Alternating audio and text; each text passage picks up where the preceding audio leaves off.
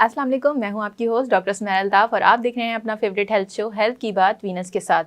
तो इस शो में बात होती है हेल्थ की, ब्यूटी की और ओवरऑल वेलनेस की। जब ओवरऑल वेलनेस की बात होती है इसका मतलब है आपका यानी माइंड भी पीस में है और आप एक अच्छी हेल्दी और हैप्पी लाइफ गुजार रहे हैं। तो हैप्पी लाइफ गुजारने के लिए बहुत सारी चीज़ें ऐसी होती हैं जिसकी इम्पोर्टेंस को हमें समझना चाहिए। यानी अगर हम हेल्थ की बात करें तो उसमें बहुत सारी ऐसी बीमारियां जो हम वैक्सीनेशन के ज़रिए उसको रोक सकते हैं। बहुत सारी ऐसी चीज़ें हैं, जैसे मेंटल हेल्थ की हम अगर बात करते हैं तो टाइम पर उसको डायग्नोस करवाना, उसका ट्रीटमेंट करवाना बहुत इंपॉर्टेंट होता है। इसी तरह से कुछ बीमारियां ऐसी होती हैं जो कि अभी अगर हम पूरी दुनिया की बात करें तो वहाँ पर हमें वो बीमारियाँ नहीं मिलती, मगर पाकिस्तान की बात करें तो उस पाकिस्तान में अभी भी इस तरह के केसेस आ रहे हैं, जो कि बहुत ही एक तकलीफ़ की बात है, दुख की बात है कि हमने अभी तक उस पर काबू नहीं पाया है। जिसमें से एक बीमारी है पोलियो। पोलियो की अगर हम बात करें तो हम बचपन से हेल्थ अवेयरनेस और इस तरह की बहुत सारे एड्स भी देख चुके हैं, बहुत सारे ऐसे प्रोग्राम्स भी देख चुके हैं, जिससे मुझे लगता है कि लोगों की आगाही बहुत ज़्यादा ज़रूरी है। तो ये इस तरह के प्रोग्राम्स, इस तरह की चीज़ें होनी चाहिए। तो हमने भी कोशिश की है अपनी तरफ से वो पार्ट प्ले करने के लिए। तो आज इसीलिए हमने दावत दी है डॉक्टर आफ्ताब अहमद ख़ान को, जो कि हमारे साथ आज सेशन पे बात करेंगे कि पोलियो किस तरह से इतना यानी अब तक हम क्यों उस पर कंट्रोल नहीं कर पाए हैं, हम कहाँ पर ऐसा कौन से ऐसे इकदाम हैं जिस पर हम लैग कर रहे हैं, जिस पर हमें काम करने की ज़रूरत है, बेसिक इसकी वजूहात क्या हैं, गवर्नमेंट लेवल पर किस तरह से काम होना चाहिए, या फिर ट्रेनिंग्स जो हैं वो किस तरह से हो रही हैं, किस तरह से होनी चाहिए। तो इस टॉपिक पर हम बात करेंगे, क्योंकि ये एक ऐसी बीमारी है जिसको अगर जो भी बच्चा इस बीमारी का शिकार होता है, जिसे भी ये बीमारी लाहक होती है, जिसे भी ये वायरस हिट करता है, टारगेट करता है, तो उसकी जो है लाइफ बहुत ज़्यादा मिजरेबल हो जाती है। उसकी लाइफ एक माजूर और ऐसे इंसान की होती है जो कि अब सोसाइटी में कोई पॉजिटिव पार्ट प्ले नहीं कर सकता, बल्कि वो सोसाइटी पर एक बोझ बन जाता है। और ख़ुद उस शख्स के लिए, उसकी फैमिली के लिए वो बहुत ज़्यादा तकलीफ़देह होता है। वो जब तक ज़िंदा रहता है उसके लिए तमाम चीज़ें बहुत ज़्यादा मुश्किल होती हैं और बहुत मायूस कुन होती हैं। तो हम कोशिश करेंगे इस पर भी बात करें और किस तरह से हम पाकिस्तान को पोलियो फ्री बना सकते हैं, और एज़ डॉक्टर, एज़ होस्ट हम क्या पार्ट प्ले कर सकते हैं। तो इस पर भी हम बात करेंगे। तो हमारे साथ मौजूद हैं डॉक्टर आफ्ताब अहमद ख़ान, जो कि कंसल्टेंट फैमिली फिजिशियन हैं, इसके अलावा पब्लिक हेल्थ एक्सपर्ट हैं। आगा खान में भी काफ़ी अरसे ये अपनी सर्विसेज दे चुके हैं, यूनिसेफ, WHO के साथ काम कर रहे हैं बहुत अरसे से। पोलियो के ख़िलाफ़ जंग में इनका बहुत यानी किरदार रहा है। अगर पाकिस्तान की बात करें, कराची की बात करें, तो इस रीजन में बहुत अच्छा इनका काम रहा है। इसके अलावा अगर हम बात करें तो ये हेल्प इंटरनेशनल का भी हिस्सा रहे हैं, जो कि थैलेसीमिया के लिए काम कर रही है, और इस पर हम भी प्रोग्राम कर चुके हैं। इस हवाले से डिफरेंट टीवी चैनल्स पर आपने उनको देखा होगा और बहुत अच्छे से जानते होंगे, उनकी गुफ्तगू सुनते रहते होंगे और मुस्तफ़ीद होते रहे होंगे। तो आज हम बात करेंगे पोलियो पर और इनके क्या थॉट्स हैं, इनकी क्या एक्सपीरियंसेस हैं और किस तरह से हम इस पर काबू पा सकते हैं। सो आइए वेलकम करते हैं अपने गेस्ट को, डॉक्टर आफ्ताब अहमद ख़ान को। अस्सलाम वालेकुम डॉक्टर। वालेकुम सलाम। Thank you so much for coming और दोबारा ज्वाइन करने का बहुत बहुत शुक्रिया। बहुत शुक्रिया, आपके बुलाने का बहुत शुक्रिया। सो जैसा कि आज हम टॉपिक हमने रखा है पोलियो पर, इस तरह के केसेस भी बहुत ज़्यादा सामने आ रहे हैं। जिस तरह से आप इस पर काम कर रहे हैं पोलियो पर, तो आप क्या कहना चाहेंगे, आपको वजूहात क्या दिखती हैं? सबसे पहले तो हम वजूहात पे बात करेंगे कि क्या ऐसी वजूहात हैं कि दुनिया में तो इसका रेशो बिल्कुल ख़त्म होने के बराबर हो चुका है, बट पाकिस्तान जैसे तरक्की पजीर ही कहेंगे हम मुल्क को, क्योंकि अभी भी हम स्ट्रगल फेस में ही हैं, तो यहाँ पर इतने केसेस क्यों आ रहे हैं? देखिए, आज तो पहले तो मैं आपको इस बात पे अप्रिशिएट करता हूँ कि आपने एक बड़ा अच्छा टॉपिक आज का इसका इंतखाब किया है। और पोलियोमाइलाइटिस इसका पूरा नाम है, और इसको शॉर्ट अगर हम इसको कहते हैं तो पोलियो कहते हैं। जैसे पब्लिक हेल्थ इमरजेंसी मैं इसको हमेशा कहता हूँ, क्योंकि मैं एक पब्लिक हेल्थ साइंटिस्ट हूँ, पब्लिक हेल्थ एक्सपर्ट हूँ। तो हमेशा मैं कहता हूँ कि पब्लिक हेल्थ इमरजेंसी है। पूरी दुनिया में जो आप देखेंगे पोलियो का जो वायरस है, पोलियो की जो बीमारी है, ख़त्म हो चुकी है माँ सिवाय पाकिस्तान और अफ़गानिस्तान के। ये दो वो कंट्रीज़ हैं जहाँ पे ये अभी तक एग्जिस्ट करती है, और मुसलसल हर गवर्नमेंट जो है वो इसको ख़त्म करने की कोशिश करती है, लेकिन ख़त्म नहीं हो पाती। इसकी बहुत सारी वजूहत हैं ख़त्म ना होने की। एक तो आजकल लोगों में जो अवेयरनेस है या आगाही है वो बहुत ही मिनिमल, बहुत कम है। लोगों में आगाही ही नहीं है कि वो अपने बच्चों को हर बार 2 क़तरे जो पोलियो से बचाव की वैक्सीन होती है वो पिलवाएँ, और अपने साफ़ सुथरा माहौल रखें, अपनी जो सीवेज लाइन है या अपने जो ड्रेनेज सिस्टम है उसको अच्छा रखें, और हाथ धो के हमेशा जो है अपना खाने का स्टार्ट करें, किसी काम का स्टार्ट करें। हाथ धोना तो बिल्कुल ही मालूम हो गया है कि लोग हाथ धोते नहीं हैं। इसका जो रूट है जिस ज़रिए हमारे जिस्म में दाखिल होता है वो ओरोफिकल रूट कहलाता है। ओरोफिकल ये होता ओके। है कि हमारे फुजले में ये आता है और फिर हम्म। हम किसी खाने पीने की चीज़ में या हमारे हाथों के ज़रिए या हमारे गट में जाता है, पेट में जाता है और फिर वहाँ से जो है हमारे सीएनएस सिस्टम जिसको हम नर्वस सेंट्रल सिस्टम नर्वस कहते हैं उसमें चला जाता है। और फिर हम जो है वो खुदा ना खास्ता किसी पे लैंड करते हैं कि हमारे हाथ रह जाते हैं, पैर रह जाते हैं या हमारे जो रेस्पिरेटरी मसल हैं वो रह जाते हैं और फिर वो डेथ वाक़ई हो जाती है। तो बच्चों को माज़ूर होने से बचाएं। और सबसे पहले जो आजकल तो गवर्नमेंट ऑफ पाकिस्तान ने कैंपेन भी चलाई हुई है, क्योंकि पाकिस्तान वो वाहिद मुल्क है जहाँ पे दोबारा से जो है इसके कुछ केसेस जो है वो दरियाफ़्त हुए हैं। सबसे बड़ी बात ये है कि इस्लामाबाद जो हमारा कैपिटल है वहाँ से एक केस दरियाफ़्त हो गया 18 बहुत साल ही के दुख बाद। की बात है जी ये हाँ, तो, बिल्कुल क्योंकि दुख की वहाँ बात पर है। तो अवेयरनेस, यानी आप समझ लें कि बाकी सिटीज़ से ज़्यादा वो लोग वेल जी, अवेयर बिल्कुल, हैं। बिल्कुल। और दूसरे हैदराबाद में हमारा एक केस मिला, इसके अलावा खैबर पख्तूनख्वा में केसेस मिले हैं। तो ये जो बीमारी है ये सिर्फ़ एक एक जगह इसका नहीं है, बाकी पूरे पाकिस्तान में फैली हुई है। और ज़्यादातर हम इसको इम्पोर्ट करते हैं अपने नेबरिंग कंट्री अफ़गानिस्तान से। क्योंकि अफ़गानिस्तान में जो है वैक्सीनेशन का फुक़दान है, वहाँ पर लोगों को जो है वो पोलियो ड्रॉप्स पिलाए नहीं जा सकते, क्योंकि बहुत ज़्यादा रिमोट एरियाज़ में बच्चे रहते हैं, पहाड़ों में रहते हैं, वहाँ पे उनकी पहुँच नहीं है हमारे वैक्सीनेटर्स की या उनके वैक्सीनेटर्स की। वहाँ पर उनको वो वैक्सीन पिला नहीं सकते। और जब बच्चे वो माइग्रेट करके पाकिस्तान आते हैं या हिजरत करके पाकिस्तान आते हैं तो वो अपना वायरस जो है वो फ़िज़ा में फैलाते हैं और उसके ज़रिए जो है हमारे यहाँ के बच्चों को भी जो है वो पोलियो होने का ख़तरा बढ़ जाता है। ओके। तो आप क्या समझते हैं कि आपने पूरा एक वो बताया कि इस तरह से ये रूट कॉज़ है, और यानी अगर हम कोई ऐसी ग़िज़ा ले लेते हैं जिसकी वजह से सेंट्रल नर्वस सिस्टम हमारा डिस्टर्ब होता है और फिर ये चीज़ प्रॉब्लम जी हाँ। शुरू हो जाती है, तो इसको कितना टाइम लगता है एक हेल्दी बॉडी को यानी टारगेट करने में और पोलियो का वो बनाने में? देखिए, अगर खुदा ना खास्ता कोई भी है शख्स, अगर वो पोलियो के वायरस से जो है उसका सामना आमना एक्सपोज़ सामना होता है। होता है, एक्सपोज़ होता है या वो अपने किसी भी खाने पीने की चीज़ के ज़रिए हमारे पेट में चला जाता है, तो वो सीएनएस मतलब हमारे नर्वस सिस्टम में पहुँचते-पहुँचते थोड़ा-सा टाइम लगता है। ओके। इसी तरह से जब अगर खुदा ना खास्ता किसी बच्चे में जो हुँ। हम अंडर 5 ये ज़्यादातर हमलावर होता है जो बच्चे 5 साल से कम उम्र के होते हैं, हुँ। क्योंकि उनकी इम्यूनिटी या क़ुव्वत मुदाफ़ियत बहुत कम होती है, ठीक है ना? वो हुँ। डेवलप हो रही होती है जी। और उसी दौरान अगर ये वायरस चला जाता है उनके पेट में खाने पीने के ज़रिए या उनके बॉटल जो पीते हैं बच्चे उसके ज़रिए, या हुँ। बच्चे ज़मीन पे खेल रहे होते हैं, अपना हाथ जो है नहीं धुलते, प्लस जान वो पेट्स जी के हाँ, साथ भी खेल रहे होते हैं पेट्स ना के इस साथ भी एरिया खेल रहे में। होते हैं तो उसमें कोई चीज़ चली जाती है। या जो जो हज़रात बड़े होते हैं, ये एडल्ट में भी हो सकती है, ओके। लेकिन उनमें रेशो बहुत कम है एडल्ट्स में होने का। ओके। इसलिए आपने देखा होगा कि जब भी किसी गैर ममालिक में हम जाते हैं तो एयरपोर्ट्स पे जो है अपने काउंटर बने प्रॉपर। हुए हैं हुँ। और ये लाज़मन उन्होंने करार दे दिया है कि कोई भी एडल्ट पाकिस्तान से फ्लाई करेगा तो वो पोलियो के ड्रॉप ज़रूर पिएगा। वो क्या कुछ बड़े में आजकल जो है रेशो बहुत ही कम है, मालूम है, लेकिन फिर भी ख़तरा होता है कि बड़े को भी ये बीमारी हो सकती है। तो पहले ओके। जैसे अगर खुदा ना खास्ता किसी को वायरस ये जो है वो अटैक करता है तो उसको बुखार होता है, उसके ओके। सोर थ्रोट, गले में खराश होती है, ओके। उसका जिस्म जो है बहुत लेथार्जिक हो जाता है और उसके मसल्स में पेन होना शुरू हो जाता है। जहाँ पे इस तरह की कोई अलामात हों तो फ़ौरन चाहिए कि अपने करीबी डॉक्टर से रुजू करें, ताकि डॉक्टर उसका सही एनालिसिस करे, क्योंकि ये सारी चीज़ें बीमारियाँ रोज़मर्रा की हैं, जस्ट वो रोज़मर्रा पेन किलर्स या इस तरह की मेडिसिन्स खुद घर पे लेकर खुद ना उसको लें। ट्रीट करने की कोशिश जी हाँ, ना करें। बिल्कुल। अच्छा डॉक्टर, आपने बताया कि डॉक्टर से रुजू करना चाहिए, जो कि बहुत इंपॉर्टेंट है। तो फिर डॉक्टर्स इसको डायग्नोस किस तरह से करते हैं? कौन कौन से ऐसे टेस्ट किए जाते हैं जिससे ये क्लियर हो जाता है कि आया कि पोलियो है या फिर नहीं है? देखिए, सबसे बड़ा इसमें इसका वो हम कोई ब्लड टेस्ट नहीं करते, ओके। इसमें हम स्टूल का टेस्ट करते हैं। ओके। जो भी बच्चा होता है, अगर खुदा ना खास्ता वो ये कंप्लेन कर रहा होता है कि उसको इस तरह के अलामात हैं और उसने वैक्सीनेशन भी नहीं की हुई, देखना अगर अगर खुदा ना खास्ता ये अलामात हैं और वालिदैन को पता होता है कि मैंने बच्चे को ड्रॉप्स नहीं पिलवाए हुए, तो फ़ौरन वो अलर्ट होना चाहिए, उनको फ़ौरन जो है वो होशियार होने चाहिए, डॉक्टर के पास जाके उसका ब्लड, उसका सबसे पहले स्टूल टेस्ट करवाएं, जो फुजला होता है उसका पखाने का टेस्ट करवाएं।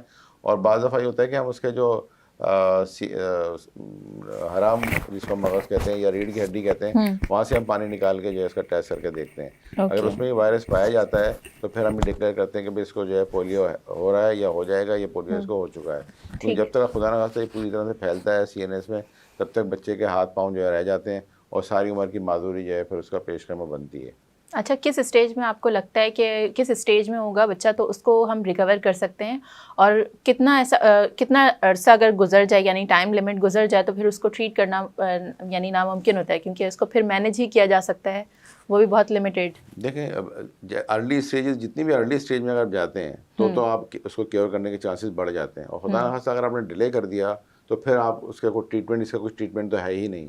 फिर खाली बस फिजियोथेरेपी कराएं और पैलेटिव ट्रीटमेंट भी देना पड़ता है आपको, कि जिसकी सपोर्ट लगा दें, पैर में कुछ उसके आप केज पहना दें ताकि वो चल सके, या उसको चलने में मददगार को कोई सपोर्ट दे दें। लेकिन फिर इसकी जो मसल्स की जो फ्लैसिडपन हो जाता है उसको आप वापस नहीं कर सकते। तो एक दफ़ा अगर खुदा न खास्ता बीमारी हो जाती है तो इसका कोई ट्रीटमेंट नहीं है। इससे पहले कि ये खुदा न खास्ता बच्चा आपका माजूर हो, सिर्फ 2 खतरे की बात है। अगर आप 2 खतरे पिला देते हैं तो अपने बच्चे को इस सारी उम्र की बीमारी से बचा सकते हैं। बच्चा देखें 5 साल का मासूम बच्चा होता है, उसे क्या पता कि मैं क्या खा रहा हूँ, क्या पी रहा हूँ, मेरे वालिदैन क्या कर रहे हैं, और आगे लाइफ में इसकी वजह से क्या इम्पैक्ट्स आने वाले हैं। जब वो हैं। बड़ा होता है तो अपने वालिदैन से सवाल ज़रूर करेगा कि आपने अगर 2 खतरे मुझे पिला दिए होते तो आज मैं माजूर नहीं होता, आज मैं उन लोगों के साथ जो है शाना बशाना चल रहा होता, जो बाकी पॉपुलेशन मेरे दोस्त यार कज़न्स वो सही तरह से ज़िंदगी गुजार रहे हैं। आपकी सिर्फ इस वजह से कि खुदा न खास्ता आप अगर तो मुझे 2 खतरे आपने पिला देते तो मैं जो इससे बच जाता। एक बहुत बड़ी मिथ भी है डॉक्टर साहब हमारे माशरे में, कि जो 2 खतरे पिलाने से ये लगता है कि जी आप खुदा न खास्ता कोई नामर्द हो जाएगा, या जो बच्चियाँ हैं वो उनकी सलाहियत बच्चे पैदा करने की ख़त्म हो जाएगी। ये और दूसरा एक बात भी आती है ना, क्योंकि यूनिसेफ बहुत ज़्यादा इस पे काम कर रहा है, WHO बहुत ज़्यादा पेश है इन चीज़ों पे, तो एक ये भी आ जाती है बात माइंड में कि यहूदी साजिश। तो एक वो मजहबी रुख भी आ जाता है इस पे कि इसको रिलक्टेंट इस वजह से शायद लोग ज़्यादा होते हैं। और दूसरा कि अब तक ऐसी वीडियोस मिलती हैं जिसमें मदर्स जो हैं वो यानी रिलक्टेंट होती हैं, जो हेल्थ वर्कर्स आते हैं पोलियो के लिए, वैक्सीनेशन के लिए, तो उनके साथ मिसबिहेव भी किया जाता है एक तो, और दूसरा ये कि फिर कोई भी वैक्सीनेशन के बाद फीवर होना या इस तरह की बॉडी की तरफ से ज़ाहिर है इम्यूनिटी जो इंसान की होती है वो तो कुछ ना कुछ रिएक्ट करती है। तो इन चीज़ों के बारे में आप क्या कहेंगे? आप इतने सालों से इस यानी मिशन पे काम कर रहे हैं तो। नहीं, बिल्कुल आपने बहुत अच्छा सवाल किया। देखें अक्सर हमारे यहाँ पे इसकी आगाही की कमी है। मैं भी जब बचपन में था मैंने भी 2 ड्रॉप्स पिए हुए हैं। मैं माशाल्लाह साहिब औलाद हूँ, मुझे तो अल्हम्दुलिल्लाह कुछ नहीं हुआ। मेरे बच्चे जो हैं उनको भी मैंने पिलाया है। मेरी वाइफ उन्होंने भी पिया था, वो भी माशाल्लाह साहिब औलाद हैं। तो ये एक बहुत बड़ा मिथ है कि जी खुदा न खास्ता अगर ये 2 कतरे पीते हैं तो इससे कोई मर्दानगी ख़त्म हो जाती है, या बच्चियों में जो है वो बच्चों की जो है वो पैदाइश करने की सलाहियत ख़त्म हो जाती है।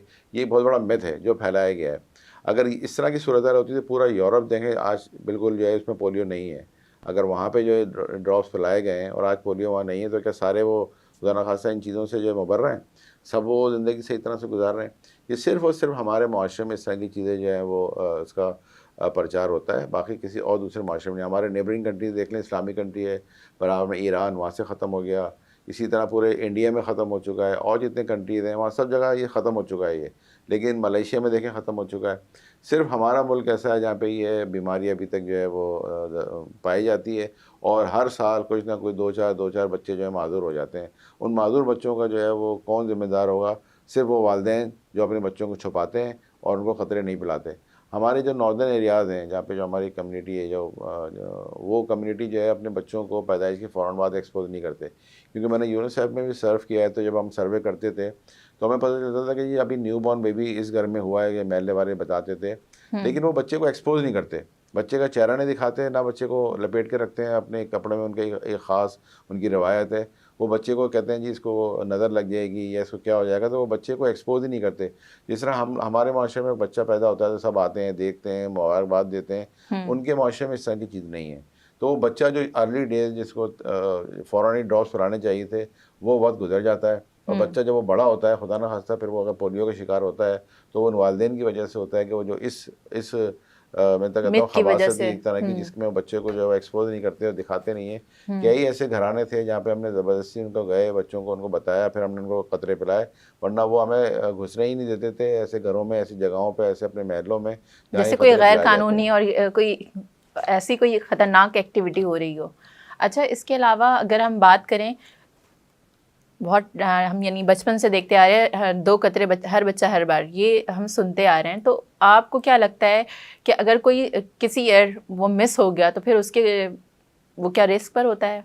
देखिए हर बच्चा 2 कतरे हर बार हम क्यों कहते हैं? तो इस वजह से कहते हैं कि बच्चों ने सबने अपनी 5 साल से कम में वैक्सीन में सबने बच्चों ने ये 2-2 कतरे पिए हुए होते हैं।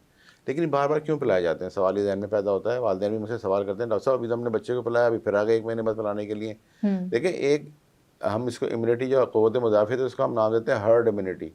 जब हम बच्चों को बार बार ये खतरे पिलाते हैं तो बच्चे अपने फजले में ये दवा खारिज करते हैं। जैसे बच्चे अपने पैखाने में या इसमें ये खारिज करते हैं, जब वो खारिज करते हैं ये वायरस, तो वो इन्वायरमेंट में फैल जाता है।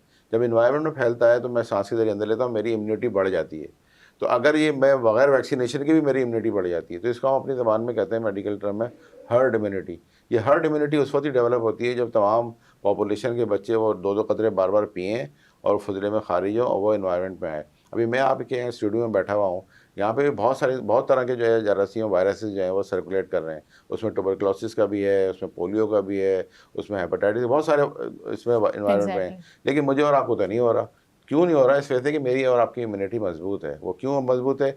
या तो मैंने वैक्सीनेशन की हुई है, या उस इन्वायरमेंट से हर्ड इम्यूनिटी मैंने हासिल करके अपने आप को मजबूत किया हुआ है, ताकि मुझे ये जरासीम जो है वो हमलावर ना हो। तो ये सबसे बड़ा इसका जो है वो अमल होता है, जो बार बार बच्चों को जो है हर महीने 2-2 कतरे पिलाए जाते हैं। या उन एरियाज़ में जहाँ पे कोई भी केस अगर निकल आता है खुदा ना खासा, तो गवर्नमेंट की ख़ास कैंपेन चल रही होती है और वहाँ जाके बच्चों को उस पर खास बार-बार तवज्जो कतरे दी पिलाए जाती जाते है। हैं। जी हाँ, चाहे वो स्कूल हैं, मदारिस हैं, कोई ऐसी जगहें हैं जहाँ पर जो है वो ज़्यादा बच्चे जमा होते हाँ, हैं, वहाँ कम्युनिटी। पर हैं, कम्युनिटीज़ हैं, वहाँ ज़रूर पिलानी चाहिए।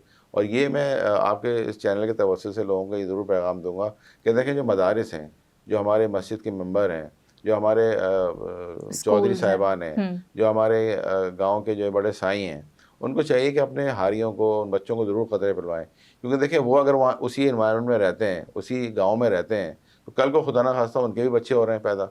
तो अगर उन बच्चों को अगर आपने वैक्सीन नहीं पिलाई, तो आपके बच्चे को भी हो सकता है। तो ये सिर्फ सोचें कि अगर आपने उस बच्चे को 2 कतरे पिला दिए, तो आपका बच्चा भी महफूज हो गया हर्ड इम्यूनिटी के ज़रिए, उसको भी जो है क्या नाम है, ये बीमारी नहीं होगी। आप ये देखें, यूरोप में या दूसरे ममालिक में क्यों इतना ज़ोर होता है, वो क्यों इतना पैसा इस बात पे लगाते हैं कि पोलियो ख़त्म हो जाए। उन्हें ये बात मालूम है कि दुनिया में जब लोग ट्रैवल करते हैं तो एक जगह से दूसरी जगह जो है वो बीमारी को ट्रैवल लेकर जाते हैं। आज अगर पाकिस्तान में खुदा ना खास्ता ये बच्चे जो हैं ज़्यादा तादाद में पोलियो के शिकार हो रहे हैं, और ये हम बाहर किसी मुल्क में जाते हैं, चाहे वो अमेरिका है, चाहे इंग्लैंड है, या और दूसरी यूरोपियन कंट्रीज़ है, तो इसका मतलब है कि हम ये वायरस वहाँ भी लेके जा रहे हैं। तो अगर जब उन इलाकों में भी अगर खुदा ना खास्ता ये वायरस फैल गया तो उनको बीमारी हो सकती है। तो इसीलिए से वो कोशिश करते हैं कि पैसे भी देते हैं, ट्रेनिंग भी देते हैं, और इस बात को बावर कराते हैं कि भई आप अपने बच्चों को सबको वैक्सीनेट करवाएँ, ताकि हमें ये बीमारी ना हो। इसी तरह देखें आप, चाहे वो हेपेटाइटिस है, चाहे एड्स है। अभी आपने रिसेंटली सुना होगा जी, एमपॉक्स जो है वो सऊदी अरब से हमने इंपोर्ट किया, जी। या येलो फीवर हम अफ्रीकन कंट्री से इंपोर्ट करते हैं। तो इसका क्या मतलब है? मतलब ये कि उन इलाकों में बीमारी है और आप पाकिस्तान में इंपोर्ट कर रहे हैं। इसी तरह आप पोलियो को एक्सपोर्ट कर देंगे, खुदा ना खास्ता किसी दूसरे मुल्क में जाते हैं जहाँ पे बीमारी नहीं है। तो इसलिए ज़रूरी है कि आप अपने बच्चों को जो है वो पोलियो पिलाएँ, पोलियो के 2 ड्रॉप्स हर बार पिलाएँ, ताकि आपका बच्चा इस एक माजूरी से भी बच सके और अपनी ज़िंदगी को अच्छी तरह गुजार सके। ओके। अच्छा, इसके अलावा मैं ये जानना चाहूँगी, जिस तरह से आपने इम्यूनिटी स्ट्रॉन्ग करने के लिए, हमें पता है कि जिस भी वैक्सीनेशन का मकसद ये होता है कि उस बीमारी के ख़िलाफ़ आपकी बॉडी में कुव्वत मुदाफ़ियत पैदा हो जाए। तो इम्यूनिटी को स्ट्रॉन्ग करने के और क्या-क्या तरीके जो हैं वो आप लोग वो कर रहे होते हैं, यानी प्रैक्टिस कर रहे होते हैं? देखिए, बहुत अच्छा सवाल है। इम्यूनिटी क्या होती है पहले तो मैं बता दूँ थोड़ी-सी, और वैक्सीनेशन क्या होती है। देखिए, कोई भी जो वैक्सीन हम पिलाई जाती है, मिसाल के तौर पर चाहे वो पोलियो की वैक्सीन है, हेपेटाइटिस की है, या एड्स की है, या और जैसे दीगर बीमारियाँ, हर 5 साल से कम बच्चे को जो है वो कम से कम 5 से 6 इंजेक्शन लगते हैं, और बार-बार लगते हैं। चाहे वो मीज़ल्स का है, चाहे वो ट्यूबरकुलोसिस का है, या टीबी का, तप दिक़ का है, काली खांसी है, खुन्नाक है, इन सब की जो है हेपेटाइटिस, उन सब की वैक्सीनेशन लगती है। वैक्सीन करती क्या है? वैक्सीन करती क्या है, जी ये हाँ। जानेंगे हम ब्रेक के बाद, क्योंकि वक्त हो चुका है ब्रेक का। और मिलेंगे ब्रेक के बाद, कहीं मत जाइएगा, देखते रहें हेल्थ की बात वीनस के साथ।